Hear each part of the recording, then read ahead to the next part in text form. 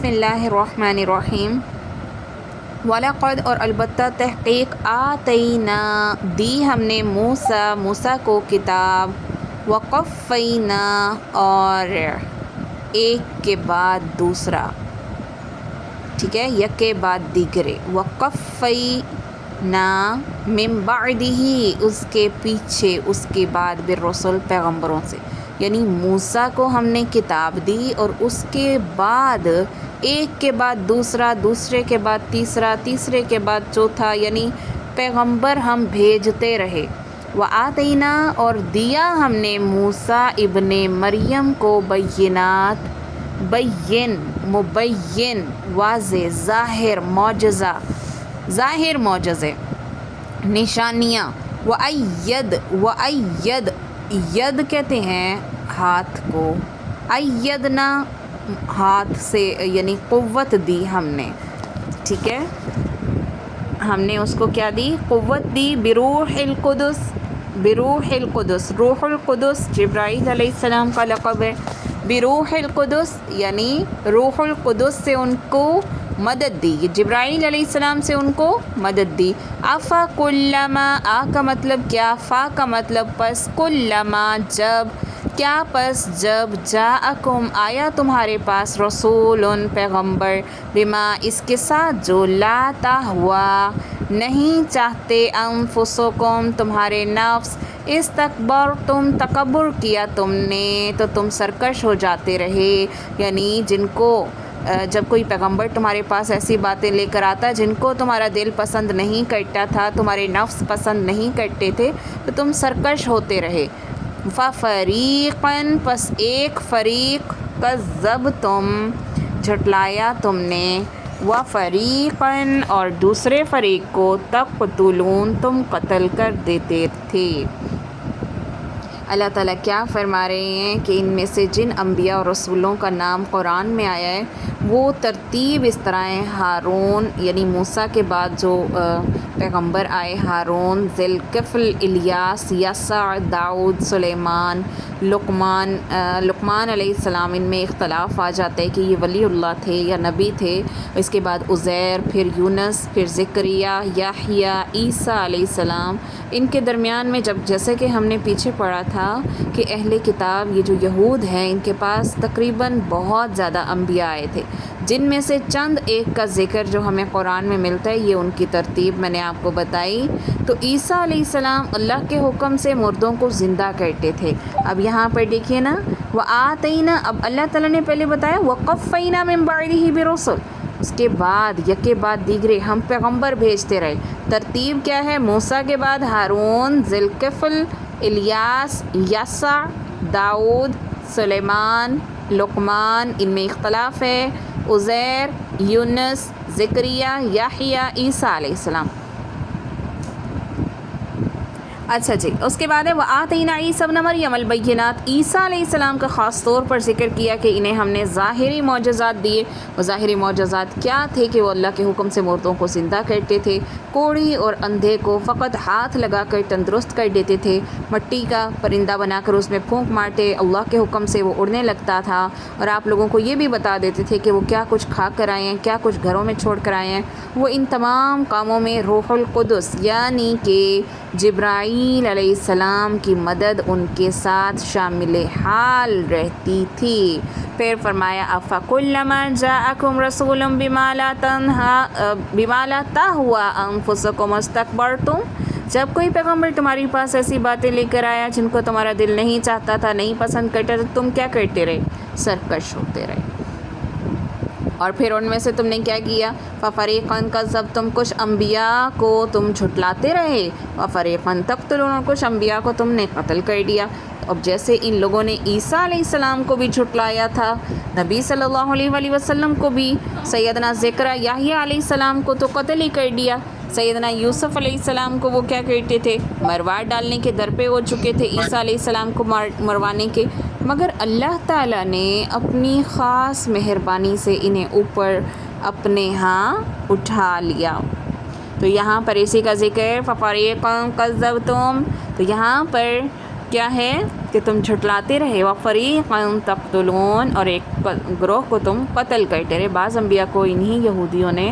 قتل بھی کیا، اسی کا ذکر آیا۔ وَقَالُوا اور کہا انہوں نے، کیا کہا؟ قُلُوبُنَا، قلوب اردو کا لفظ نا، ہمارے دل، قلب کی جمع قلوب غلف غلاف میں ہیں،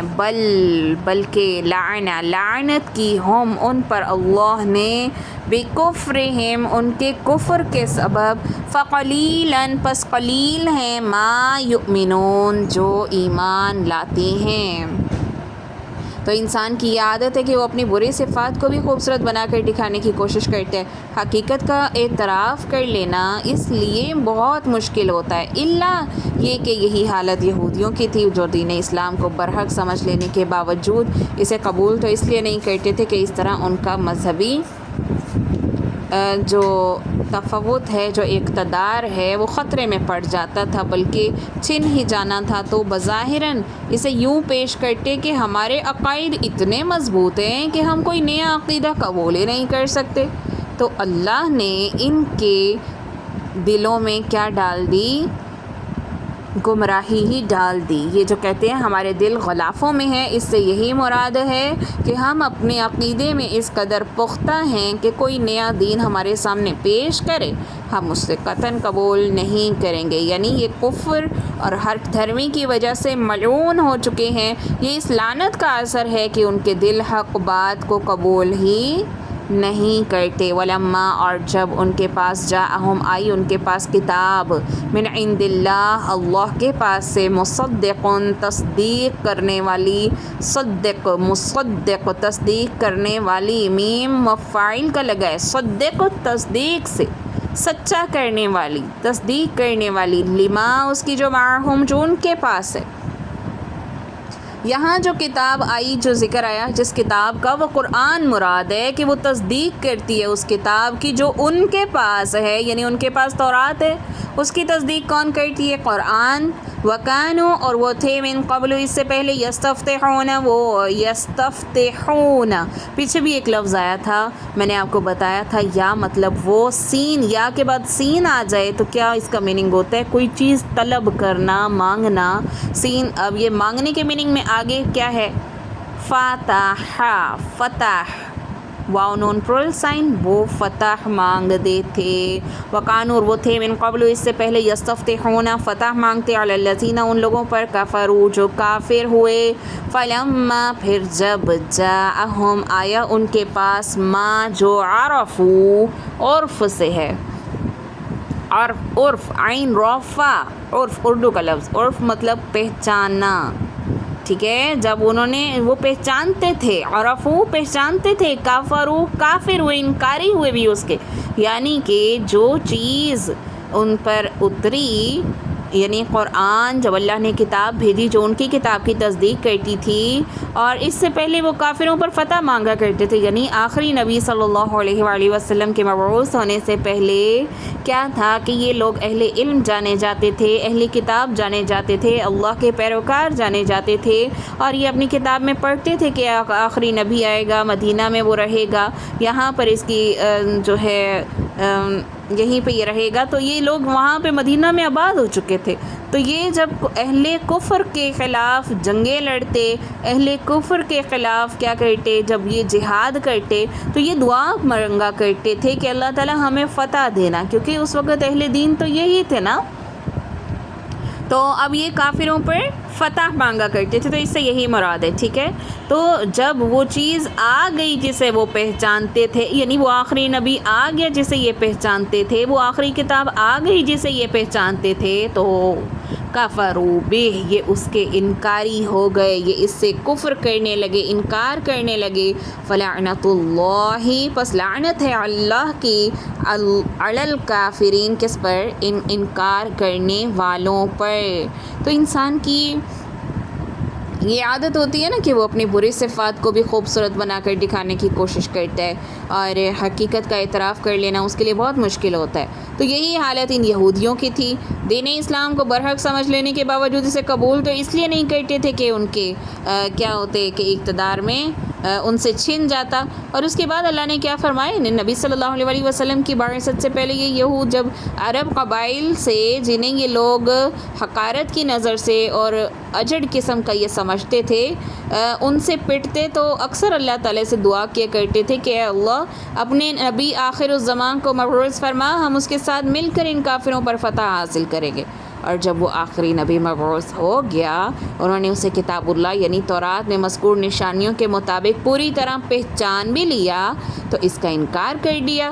اور حقیقتاً کافر تو یہی لوگ ہیں جن پر اللہ کی لعنت ہے، اور جن لوگوں کو یہ ان پڑھ اور اجڑ کہا کرتے تھے انہوں نے یہود ہی سے سنی ہوئی باتوں کے مطابق آخری نبی صلی اللہ علیہ وسلم کو پہچانا، ان پر ایمان لانے میں سبقت کی تھی۔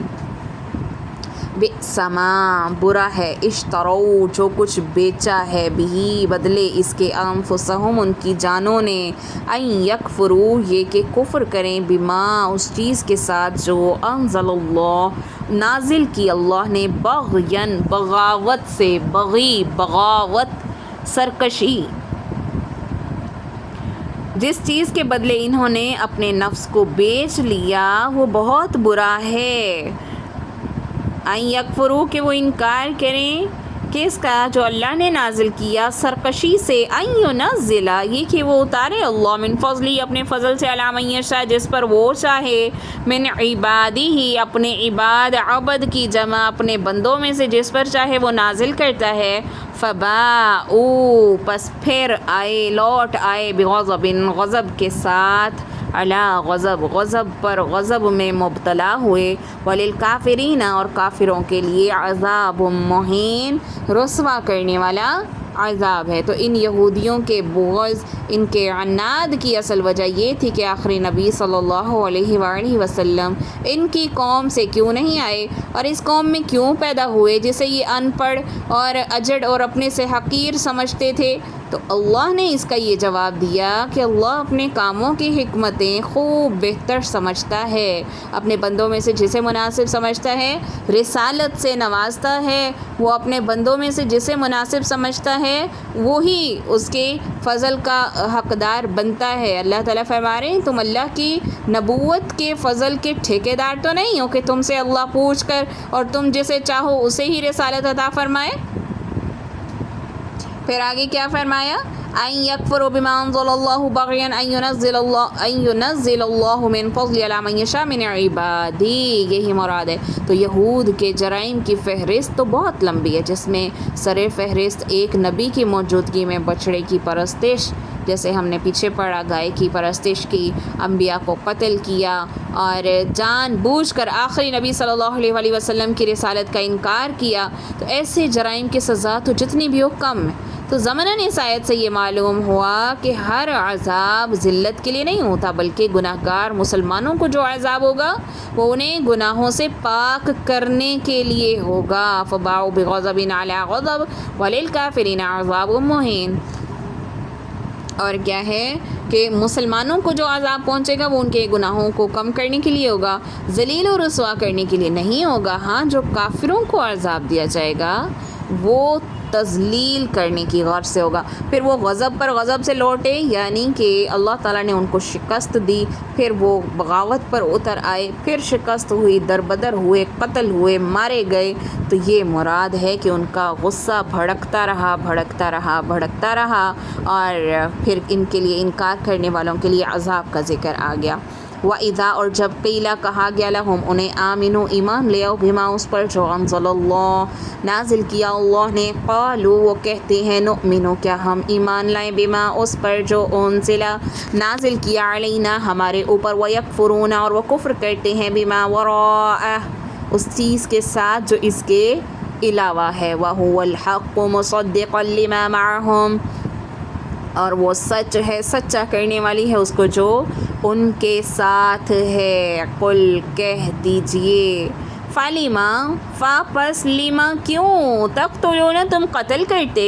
انبیاء اللہ اللہ کے انبیاء کو، اللہ کے نبیوں کو، من قبل اس سے پہلے، ان کنتم مؤمنین اگر تم سچے تھے۔ اور جب ان سے کیا کہا جاتا ہے اللہ کی اتاری ہوئی کتاب پر ایمان لاؤ، تو کہہ دیتے ہیں جو ہم پر اتاری گئی ہے، جو ہم پر یعنی تورات اتری ہے، ہم تو اسی پر ہمارا ایمان ہے، حالانکہ اس کے بعد والی کے ساتھ جو ان کی کتاب کی تصدیق کرنے والی ہے یہ کفر کرتے ہیں، اس کا انکار کرتے ہیں، تو نبی صلی اللہ علیہ وآلہ وسلم سے فرمایا اچھا تو ان سے پوچھو، قل کہو فَلِمَ تَقْتُلُونَ انبیاء اللہ، کہ تم کیوں انبیاء کو قتل کرتے تھے؟ اگر تم اپنی کتاب پر تمہارا ایمان پختہ ہے تو جو اس نبی کو جو یہ کتاب لے کر آیا یا اس کی تصدیق میں اور انبیاء ان کو کیوں قتل کیا تم نے؟ اگر تم زیادہ ایمان والے تھے تو یہود اپنے قول کے مطابق انجیل اور قرآن پر تو اس لیے ایمان نہیں لاتے تھے کہ یہ کتابیں ان کی طرف نازل نہیں ہوئیں۔ اب سوال یہ ہے کہ اگر تم تورات پر ایمان لاتے ہو تو تورات میں کہیں یہ لکھا ہوا ہے کہ اگر کوئی ایسا نبی آئے جو تورات کی تصدیق کرے اور تورات کے مطابق تمہاری رہنمائی کرتا ہو تم اسے قتل کر دو؟ کہاں لکھا ہوا ہے؟ اگر یہ بات ہے تو مطلب یہ ہوا کہ تم سچے ہو، اور اگر ایسی بات تمہاری کتاب میں نہیں ہے تو مطلب یہ ہوا کہ تمہارا تورات پر بھی ایمان نہیں ہے، اور اس لحاظ سے تم بے ایمان ہو، تم کافر ہو۔ لقد اور البتہ تحقیق جاءکم آیا تمہارے پاس موسیٰ بالبینات واضح دلائل کے ساتھ، ثم پھر اتخذتم پکڑ لیا تم نے عجلا بچڑے کو، یعنی بچڑے کو معبود بنا لیا، من بعدہ اس کے بعد، وانتم اور تم ظالمون تم کون تھے؟ ظلم کرنے والے تھے، یعنی تمہارے پاس تو موسیٰ یہی دلائل لے کر آئے تھے لیکن تم نے پھر بھی بچڑے کو پوج لیا، تم ہی تو ظالم تھے۔ یعنی تم یہ کہتے ہو کہ تم اپنی کتاب پر پکے ایمان والے ہو، صرف اسی کو ہی اللہ کی کتاب مانتے ہو، تو واضح معجزات دیکھنے کے باوجود جو عصائے موسیٰ تھے یدے بیضا ہی نہیں تھے بلکہ بے شمار دوسرے معجزات بھی تھے، جیسے سمندر کا پھٹنا، فرعون کا غرق ہونا، چٹان سے 12 چشموں کا پھوٹنا، جنگل میں من و سلویٰ کا نازل ہونا، اتنے واضح معجزات دیکھنے کے بعد بھی تم اللہ کی الہیت پر ایمان نہیں لائے۔ موسیٰ کی غیر حاضری میں تمہیں تھوڑا سا موقع ملا، فوراً پھر سے بچڑے کی پرستش شروع کر دی، اس سے بڑھ کر اور کیا ظلم ہو سکتا ہے؟ وَإِذْ اور جب اخذ پکڑا یا لینا لیا نہ ہم نے لیا، میثاقکم پختہ وعدہ، وَرَفَعْنَا اور رفع بلند کیا، رفعت سے ہے اردو میں رفعت بلندی، تو رفعنا بلند کیا ہم نے، فوق اوپر، کم تمہارے اوپر، طور کو۔ اللہ تعالیٰ فرماتے ہیں کہ جب ہم نے تم لوگوں سے پختہ وعدہ لیا، کوہ طور پر تم پر اٹھا کھڑا کر دیا، معلق کر دیا، اور تم سے یہ پختہ وعدہ لیا، خذو پکڑو، ما جو کچھ آتیناکم دیا ہے ہم نے تمہیں، کس سے پکڑو؟ بقوہ قوت سے پکڑو، زور سے پکڑو، واسمعوا اور سنو، قالو انہوں نے کہا، سمعنا ہم نے سنا، وعصینا اور ہم نے نہیں مانا۔ ہم نے سن تو لیا، عصینا معصیت سے ہے، اردو میں کہتے ہیں نا لفظ استعمال کرتے ہیں معصیت، گناہ گاری، انکار کرنے والے، ہم نے سن تو لیا لیکن ہم مانتے نہیں ہیں۔ وَأُشْرِبُوا شرب، شین را با، شرب پلانا، پلایا گیا، اشربو پلائی گئی، فی قلوبہم ان کے دلوں میں، اجلا بچڑے کی محبت، اجل ویسے بچڑے کو کہتے ہیں، تو یہاں پر مراد بچڑے کی محبت ہے کہ ان کے دلوں میں اس قدر بچڑے کی محبت گھر کر گئی، رچ بس گئی، بکفرہم ان کے انکار کے سبب۔ قل کہہ دیجئے، بئس ما کتنا برا ہے، یأمرکم جو حکم کرتا ہے تم کو، بھی اس کے ساتھ، ایمانکم تمہارا ایمان، ان کنتم مؤمنین اگر تم ایمان والے ہو۔ تو اللہ تعالیٰ کیا فرماتے ہیں کہ جب ہم نے تم سے پختہ وعدہ لیا، تم پر طور کو کھڑا کر دیا، معلق کر دیا، اور کہہ دیا کہ ہماری دی ہوئی چیز کو مضبوطی سے تھامو، یعنی اس تورات کو مضبوطی سے تھامو، اسے سنو، تو انہوں نے کہا کہ ہم نے سنا اور مانتے نہیں ہیں، ان کے دلوں میں بچڑے کی محبت پلا دی گئی تھی ان کے کفر کی وجہ سے۔ تو اللہ تعالیٰ کیا فرما رہے ہیں، جب تم سے تمہارے سروں پر طور پہاڑ کو جھکا کر تورات کے احکام پر عمل پیرا ہونے کا عہد لیا جا رہا تھا، یعنی پکڑو اسے، یعنی کتاب کو بند صورت میں پکڑنا مراد نہیں ہے، مراد کیا ہے کہ اس میں جو احکامات ہیں ان پر عمل کرنا ہے، جس کا پہلا اور بنیادی حکم یہی تھا کہ تم اللہ کے علاوہ کسی دوسرے کی عبادت نہیں کرو گے، نہ کسی کو اس کا شریک بناؤ گے، اور تمہارے پچھلوں نے کہا تھا کہ ہم نے یہ احکام سن لیے، اس وقت بھی تمہارے دل میں چور موجود تھا، کیونکہ گوالا پرستی کے جراثیم تمہارے دلوں میں موجود تھے اور تم نے تورات کے احکام کو دل سے قطعاً نہیں تسلیم کیا تھا۔ اس لیے اللہ تعالیٰ نے فرمایا وَأُشْرِبُوا فِي قُلُوبِهِمُ الْعِجْلَ۔ اب دیکھیں یہ قرآن اترا نبی صلی اللہ علیہ وآلہ وسلم پر، اور نبی صلی اللہ علیہ وآلہ وسلم یہ وحی سنا رہے ہیں کن کو؟ ان کو جو یہود ہیں، اہل کتاب ہیں، ان کو خاص سنا رہے ہیں، اور انہیں یہ کہا جا رہا ہے دیکھو تمہارے پچھلوں نے ایسا کیا تھا۔ کون پچھلے تھے؟ ان کے باپ دادا جو موسیٰ علیہ السلام کے دور میں تھے، جنہوں نے بچڑے کی پرستش کی تھی، جنہوں نے تورات کے احکامات کو نہیں مانا تھا، تو اللہ نے طور پہاڑ کو ان کے سروں پر معلق کر دیا، یوں لگتا تھا جیسے ابھی ان کے سروں پر آ پڑے گا۔ تو ایمان کا تقاضا تو یہی ہوتا ہے نا کہ انسان مشرکانہ اعمال کو، عقائد کو چھوڑ کر نیکی اور بھلائی کے کاموں کی طرف سبقت کرے۔ مگر تمہارا یہ ایمان کس طرح کا ہے؟ قُلْ بِئْسَ مَا يَأْمُرُكُمْ بِهِ إِيمَانُكُمْ إِن كُنتُم مُؤْمِنِينَ۔ اے پیغمبر ان سے کہہ دو اگر تم مومن ہو تو تمہارا ایمان تم کو بری بات کیوں بتاتا ہے؟ کیوں بتاتا ہے؟ ایسا حکم کیوں کرتا ہے؟ یعنی ایمان تو یہ ہوتا ہے نا کہ جو برائی کے مشرکانہ اعمال کو چھوڑ کر، مشرکانہ عقیدوں کو چھوڑ کر انسان بھلائی کے کاموں کی طرف سبقت کر لے، آگے بڑھ جائے۔ مگر تمہارا یہ ایمان کس قسم کا ایمان ہے کہ مشرکانہ افعال، بد عہدیوں، نافرمانیوں کی طرف تمہیں لے جاتا ہے؟ تمہارے پچھلے بھی یہی کرتے رہے اور تم بھی انہی کے طور طریقے پر چل رہے ہو، انہی کے نقش قدم پر چل رہے ہو۔ قل کہہ دیجئے ان اگر کانت ہے لکم تمہارے لیے دار الآخرہ، دار کہتے ہیں گھر کو، آخرت کے گھر کو، کہہ دو اگر آخرت کا گھر اور لوگوں یعنی مسلمانوں کے لیے نہیں ہے، عند اللہ اللہ کے نزدیک، خالصتاً خالص ہے، من دون الناس لوگوں کے علاوہ، تو دیکھیے ان سے کہیں کہ تم جو یہ کہتے ہو کہ آخرت میں تمہیں ہی جنت ملنی ہے، تمہارے علاوہ کوئی اس کا حقدار نہیں ہے، تو پھر